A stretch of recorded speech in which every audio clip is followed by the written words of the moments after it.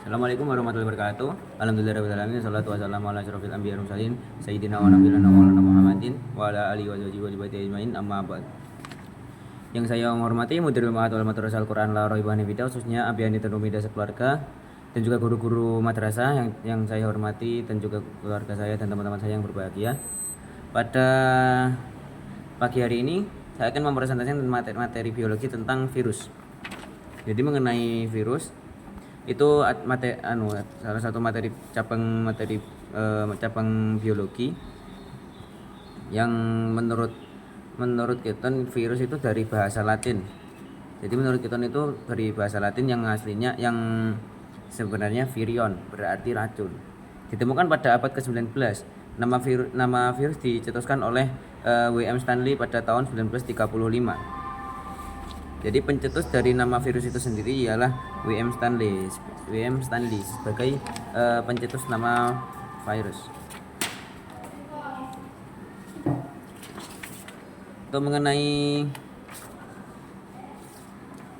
ciri-ciri dan struktur virus itu, jadi virus itu mempunyai keunikan, yaitu memiliki ciri makhluk tak hidup dan ciri makhluk hidup.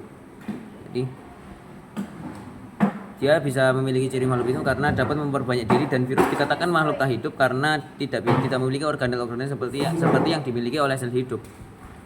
Dan untuk mengenai penjelasannya akan diuraikan mengenai ciri-ciri virus, yaitu menurut Campbell pada tahun 1998, virus memiliki ciri-ciri yaitu A. hanya dapat hidup dan memperbanyak di dalam diri dan dalam sel hidup memperbanyak diri di dalam sel hidup organisme lain.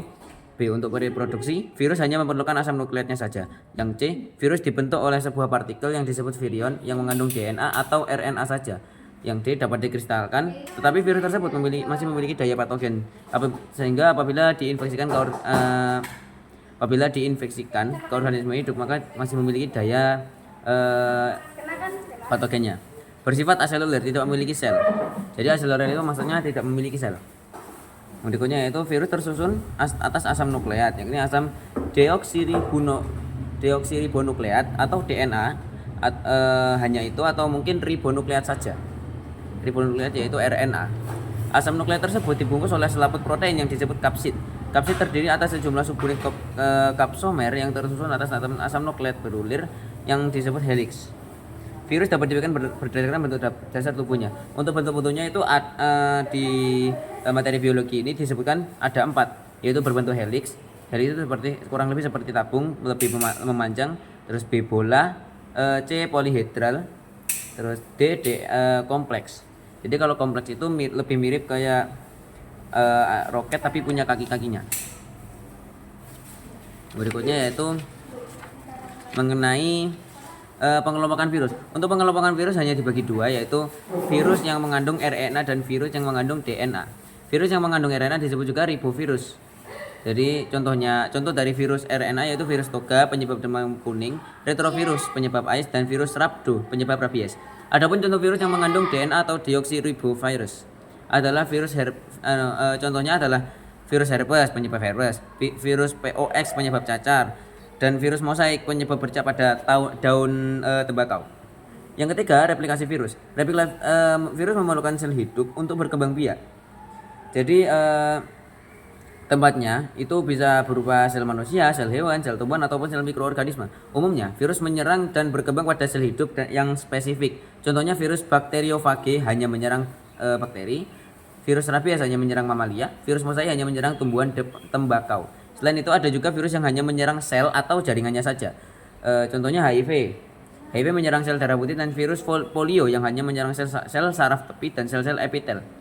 Nah, untuk mengenai siklus reproduksi virus itu ada dua cara, yaitu siklus litik dan siklus lisogenik. Jadi siklus litik itu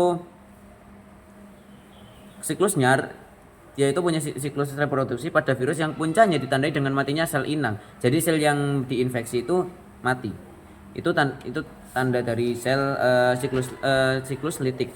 Untuk siklus lisogenik itu materi genetik virus diproduksi di dalam sel bakteri tanpa menghancurkan inangnya. Jadi inangnya masih utuh. Next. Jadi mengenai peranan virus dalam kehidupan. Jadi peranan virus dalam kehidupan itu tidak hanya membuat menyerang manusia atau mungkin menyakiti manusia, enggak, tapi ada keuntungan tersendiri. Jadi bisa dimanfaatkan oleh manusia dalam dunia, biasanya dimanfaatkan oleh manusia dalam dunia kedokteran. Contohnya dalam pembuatan vaksin. Nah, dalam pembuatan vaksin ada vaksin merupakan bahan kita jelaskan mengenai vaksin itu sendiri. Jadi vaksin merupakan bahan yang dapat menimbulkan reaksi imun. Imun itu maksudnya kekebalan pada organisme yang disuntikan vaksin. Vaksin dapat berupa virus yang dilemahkan atau bagian dari virus tersebut. Jadi kita memecah virus untuk diambil bagiannya yang digunakan untuk vaksin.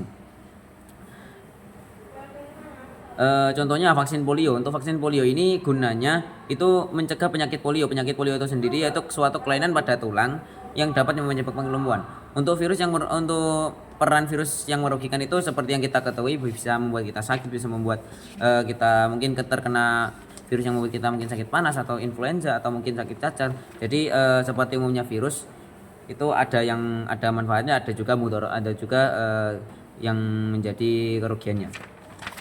Jadi sekian presentasi dari saya mengenai materi biologi tentang virus dari kelas 10. Kurang lebihnya saya mohon maaf. Akhirul kalam, assalamualaikum warahmatullahi wabarakatuh.